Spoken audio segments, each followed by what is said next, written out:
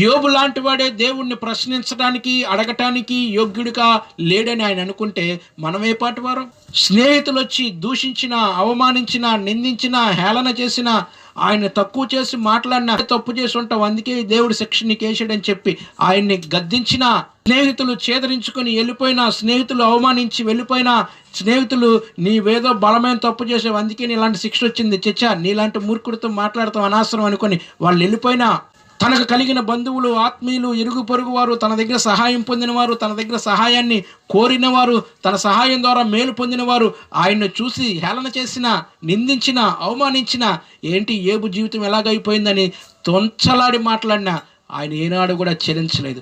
ఆయన జీవితం మొత్తం కూడా దేవుణ్ణి ఆరాధిస్తూనే బ్రతికాడు, దేవుణ్ణి అంటుకునే బ్రతికాడు. కాబట్టి దేవుణ్ణి ఆరాధించే బిడ్డలను, దేవుణ్ణి అంటుకుని బ్రతికే బిడ్డలను దేవుడు ఏనాడు కూడా విడిచిపెట్టడు. ఆయన ఆదరించిన, ఆయన ప్రేమించిన ఆయన దీవెన ఎలాగుంటుందంటే పోగొట్టుకున్న దానికంటే రెండంతలు అధికంగా ఉంటుంది. దేవునికే మహిమ కలుగును గాక. ఆమేన్.